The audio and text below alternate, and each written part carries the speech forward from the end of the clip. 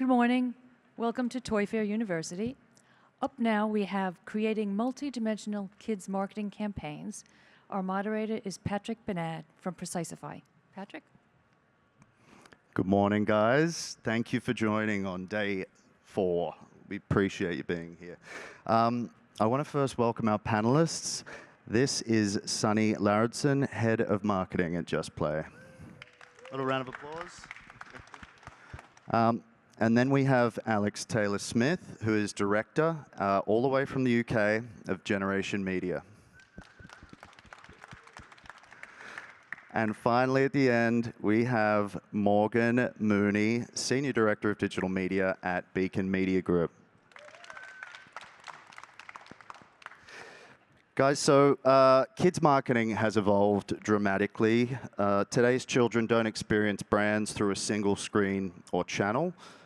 They discover toys through YouTube, gaming, retail shelves, social influence, co-viewing, and often all at once. But at the same time, parents are more conscious than ever about safety, trust, and value. Today, with these industry leaders next to me, we're going to explore how toy brands can build multidimensional kids marketing campaigns that work across platforms, respect regulation, earn family trust, while still driving real commercial impact. So, guys, I want to start off with some trends. You've been walking the floor for the last few days. What trends or themes have stood out to you so far, either with products themselves or how brands are showing up? Sunny? What we're seeing a lot of are just things that spark joy. There's a huge focus on the kidult market and things that you can use to show off your fandom or really just to participate in what's happening in pop culture. You'll see K-pop demon hunters all over the place that's speaking to really young kids, but there's also people walking around the floors singing along to the K-pop demon hunter songs that you just can't get out of your head. So I think it's just really about things that bring you joy, whether it was intended for you or not, and celebrating that plays for everyone. A similar vein, really. I think there's two things that have come out of the last sort of 2 or 3 fairs I've now been to, so London, Nuremberg, and now here. I think the first is the play and display. I think that's a real iceberg of a trend, and I think there's certainly more to come on that with regards to displaying as well as play. And linking to your point as well, and I think in tandem with that is the Asian influence that I've seen walking through the floor, and I think that's within the kidult space, but also all the way through from all of the collectible products that I'm seeing. There's a lot of that coming through, and I think it's those toy companies that are able to adapt quickly with that trend are going to see success, not only this year, but in the future too. Yeah, I want to actually echo that. I think we've been seeing a lot of the Japanese influence, specifically in the anime category, as well as in the kidult space, kind of bridging kids' interests as well as adult. But I think a way that I've seen a lot of the brands show up online versus, not really moving away from product is really authenticity, kind of letting products show in an authentic way, and less about, cheesy commercial. We've really seen a trend towards that authentic integration. Amazing. Yeah, we were over at Goliath at Clickies, and there they have the customizable keypad. Yep. And the head of marketing over there was like, it went viral, and so we just had to surround it immediately. And that's something that we're seeing. It's a lot of, if you strike something hot, you have to go instantly. So seeing a lot of that on the floor.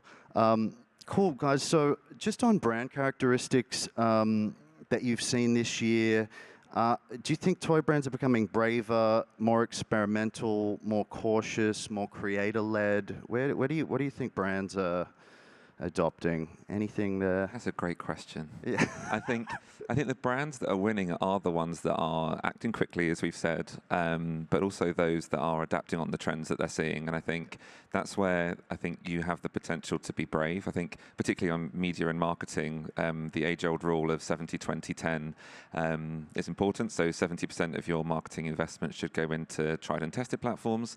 20% should be in those that you've invested in previously and you want to scale up because you see potential success. Right. And then 10% in the totally new. But that's an archaic 70-20-10 model, right? And I think the brands out there that can switch that on its head and really lean into where they're seeing the trends have an impact on bottom line and real world results are the ones that are going to see success in the future. Great answer to a great question.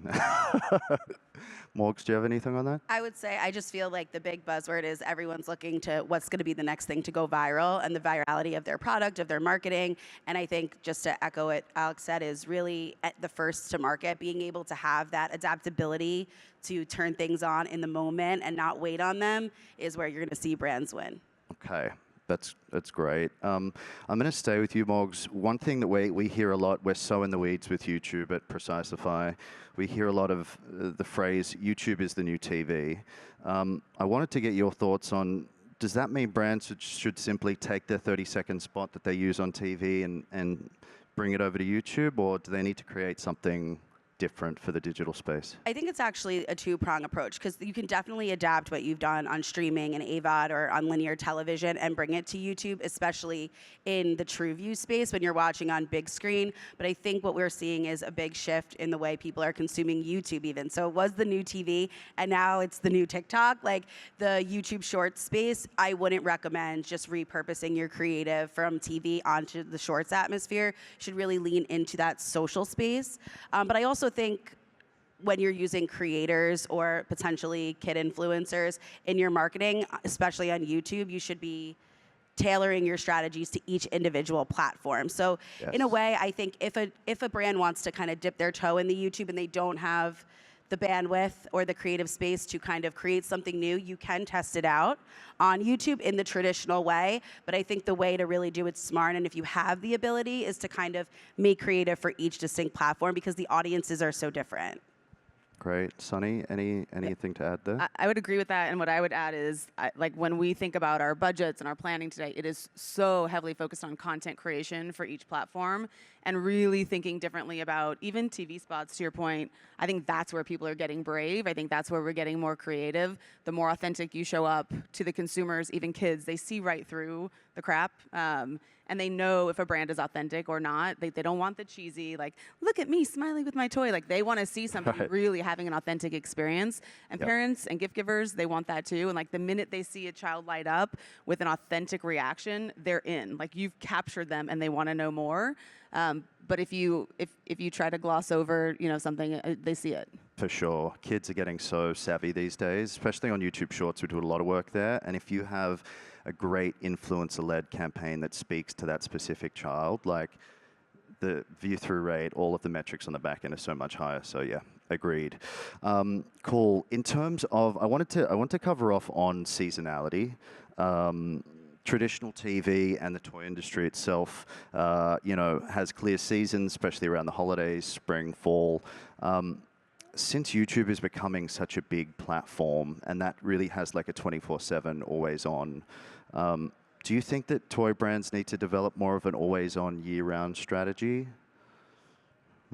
I think that the seasonality of purchasing hasn't changed that much. We still see, especially when you're talking about gift givers and big reward gifts or big holiday gifts, there's still a heavily driven, November, December business to support that. However, I think as we look at our business and like the everyday, again, like the theme of sparking joy, the theme of like the collectability, the showcasing, et cetera, if you can develop product that, appeals to your tween and younger demographic that's attainable, it's a $10 price point, it's a $5 price point, absolutely we need to be on all the time on YouTube, other digital platforms, making sure that we are driving that audience, creating that brand engagement, and hopefully driving purchases outside of the holiday season.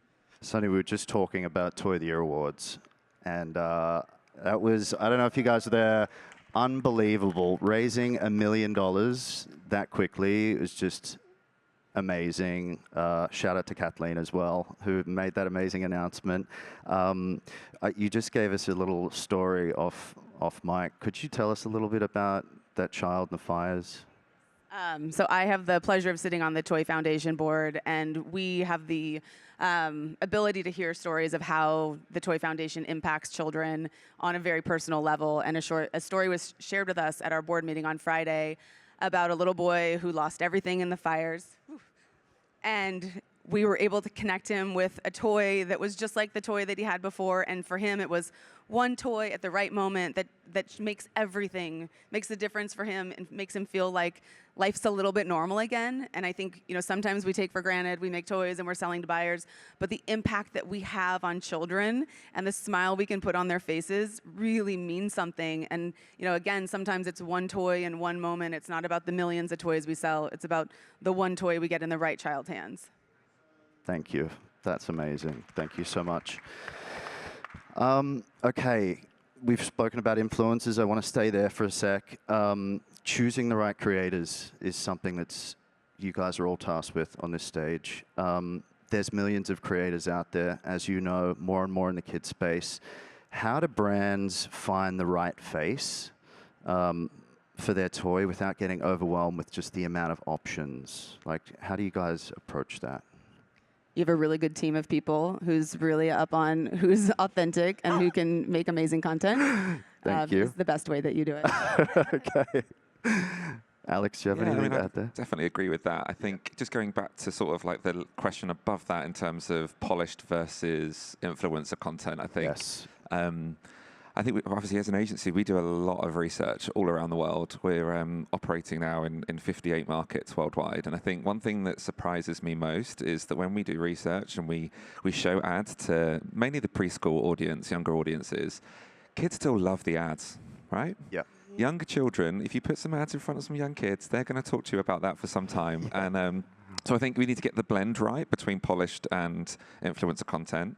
And then I think in terms of choosing influencers, I think you've got to get the mix right. You've got to use data. You've got to use research to really understand specifically who you're trying to achieve that's going to be authentic. You're going to have that trust. You're going to have that credibility. And that can be anywhere from those nano influencers at scale, all the way through to some mega influencers. And at Generation Media, we do both. And I think to your point, it's all about that authenticity and choosing an influencer or selection of influencers that would play with that product, regardless of the investment and the marketing dollars that are being put behind it. Yep, great.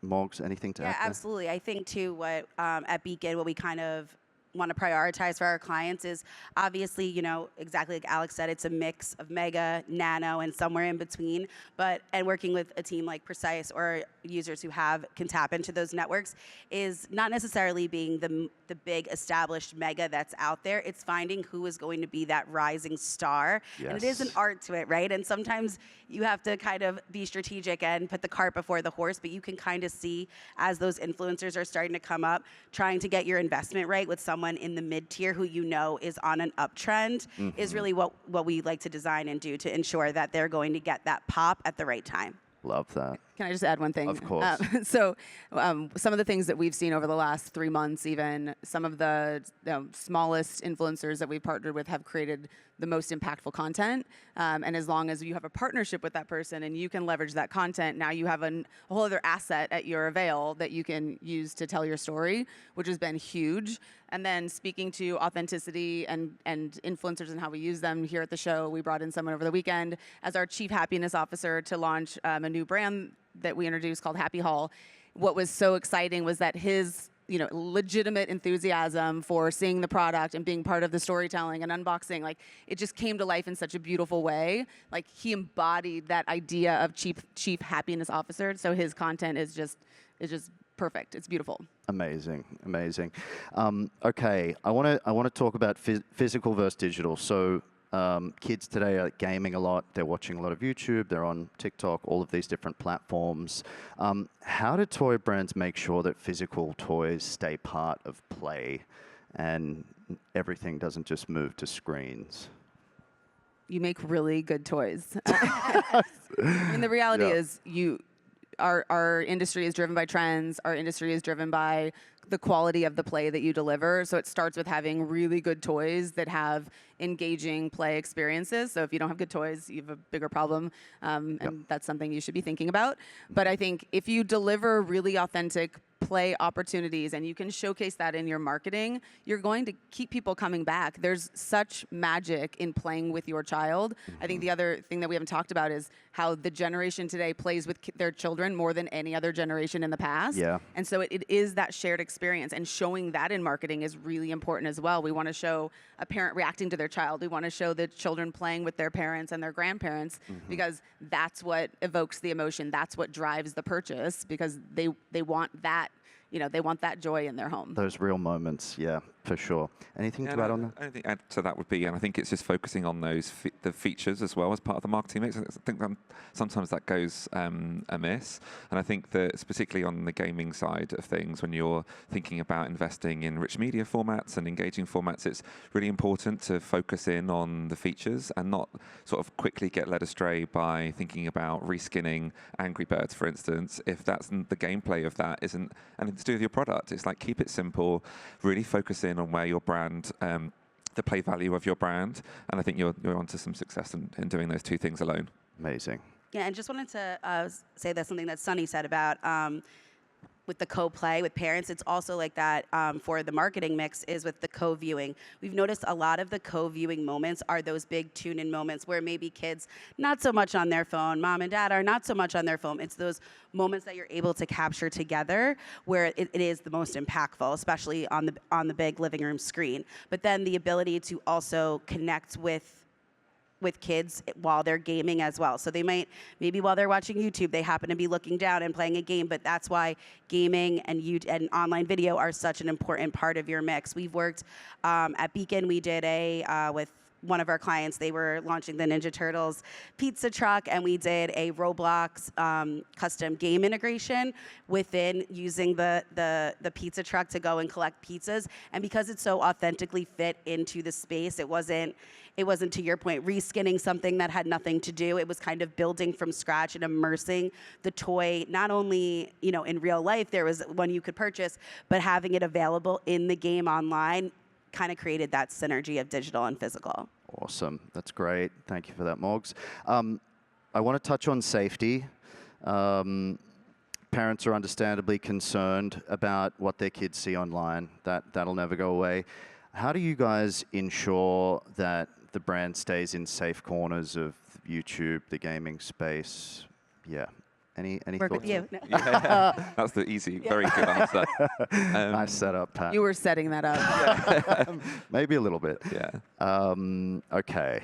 I can add a bit more there. I Yeah. think Google have done an amazing job over the years to ensure that there are safe spaces on YouTube, made for kids, for instance, and how you can buy and traffic your YouTube. Obviously, working with key partners. But also outside of that, those safe walled gardens of premium publisher content. Yes. For instance, if you had a Disney line, Disney's walled garden within YouTube, again, another safe space, and there are great opportunities within those gardens too. But underpinning all of that, of course, the great work that you guys do in terms of the research and the investment that's made to keep kids safe. For sure, yeah. We absolutely pride ourselves on insights and feeding the platform with as much data as we can so that whenever you guys show up, it's in front of that perfect story. That's really important to us. Okay, measurement. We're getting close here. So we used to rely on TV ratings. And if someone here is new to digital marketing, what's one simple number or signal they should look at to know that their YouTube advertising is working? Like, what metrics do you guys really put an emphasis on when approaching this platform? I think it's really hard because there's not one single metric in today's environment. I think we have to look at, did they watch the whole video? How many people watched it? Did they watch the whole thing? Were they engaged? Like, it's so much more complicated. So we have the opportunity to reach so many more kids across so many more platforms, but it's much, much harder to measure than it used to be. It used to be like, we ran the spot, we saw a lift in sales, yay, it worked, and like, let's keep doing it. Right. Now it's, we ran this, and then on top of that, we did this, and we had the merchandising hit at the same time, and then sales started to peak, and they kept going and going and going. Okay, cool, we're on the right track, and then we keep playing with what we're doing on a regular basis. I think the beauty of the partnerships we have with our media partners, everyone sitting here actually, is that we're able to look at the data together every week and say, do we do more of the same, or do we need to pivot our approach? For sure. And even in the gaming space, I think, and you'll attest to this, Alex, used to be just like CTR was the big metric. You just wanted to get people onto the site. Now it's like you want engagement rate, you want dwell time, you want replay rate, you want people to stay in it and really enjoy it and become a brand advocate for you guys. So Yeah, this is a space that we've invested in quite heavily at Generation. I think there are 2 tools over the last 2 years that we've created that are proprietary tools that are really digging deep into 2 different areas. The first is attention and the terms of dwell time, and really focusing and lasering in to that moment that we're seeing the audience drop off, and investing and learning that very quickly as part of the buy. So we're not learning that towards the end of the campaign. You know, it's day 2, day 3, and we're seeing where those drop-off rates are. But then in addition to that, there's a tool that we've created called Power View that's really looking deeper into an MMM, so a media mix modeler, to your point, in terms of looking at those media metrics on top of those sales metrics, to really just to help us decide where we're seeing those real-world results. And I think it's a big part of where the industry is heading in terms of having that instant view on what's working and what isn't. It's not easy to get that right, but it's something that agencies and brands need to really think about in much more detail than they ever have done before. Yeah, I would say the same thing, especially too, that's on like the macro level, like how do we impact moving forward? I think while campaigns are live, it's really important, like Sunny said, to be looking at that data every single week and kind of looking at those view through rates where impressions are impressions, but you want to make sure your impressions are impactful. How long are they watching? Kind of optimizing your creative in real time to make sure that you're running on all cylinders on the best, most efficient, successful media. I think YouTube does a great job, right? Because they let us buy CPV, right? It's cost per view, and you're making sure you're only paying money when a user is watching your video. On Shorts, it's the 10 seconds. On TrueView, it's 30 seconds. So that's why YouTube is so prominent in the kids media mix, because you're not just getting an empty impression, because reach is so hard for awareness KPIs. It is very hard to kind of have those attainable metrics, but I think that's what partners like YouTube are great for. And even on the gaming side, like you said, it's not just about a click-through rate, especially for kids. They might have mom and dad's credit card info saved, but for the most part, they're not purchasing themselves. So how do you keep kids engaged with your brand? And it's, to your point, it's everything. It's engagement, average time spent, looking at all of that and making sure you're pivoting in the moment while campaigns are live, as well as learning from them after the fact. Yeah, and I guess just to add to that, I think one metric that isn't talked about enough is frequency. Yep. Why aren't we talking about frequency enough? It's one of those core media metrics from the past that I feel like, as the media world has evolved so much, it's something that Forgotten about. it's almost been forgotten about. Yeah. I'm not. Yeah. So Yeah. I think frequency is really, really important, and should be talked about more. Awesome. These are great answers, guys. Thank you. Okay, so looking ahead to 2026, I think we've covered a bit of this, but if each of you had one piece of advice for toy brands trying to build these multi-dimensional marketing campaigns in 2026, what's the one thing that you guys, one piece of advice you would give to toy brands? I think you need to show up wherever you think your audience is with the most authentic type of content that's right for that channel, whether it's YouTube or Meta or traditional TV. It just needs to be something that they will engage with while they're sitting, watching, playing, whatever. So it needs to be the right content for the right platform. Great. I'd probably say be bold and take good, educated risks based on data, insights, and research, and of course, key partners. Awesome. Alex stole that. I was going to say, don't be afraid to people, but it is true. The digital landscape has evolved so much. Don't be afraid to take risk and try something you haven't tried before. It's better to take a risk and it maybe not be as successful and learn from that than it is to stay in your lane and the same thing you've been doing year over year. I think a lot of brands get comfortable in what they've been doing and they want to make sure that every single dollar is spent is back to the ROI, which of course, as a media agency, that's our job. But I think kind of trusting in the data, the insights, and evolving with the kids. If you stay only in a TV space or a YouTube space and you're not in the gaming space, you're missing all of that, a huge part of your audience. So I would say definitely, to Sunny's point, showing up where the kids are, but don't be afraid to try something different. There's new stuff evolving in the kids media landscape every day, and you want to be one of those movers and shakers first to market on that. For sure. All great answers, guys. Thank you so much. Just to round it off, kids marketing is really not just about choosing the right channels anymore. It's about building connected experiences that move seamlessly between screens, stores, and playtime. The brands that will win this year are the ones that understand how kids engage, how parents decide, and how media, creative, and trust all work together. I'd like you guys to join me in giving an applause for these three great panelists.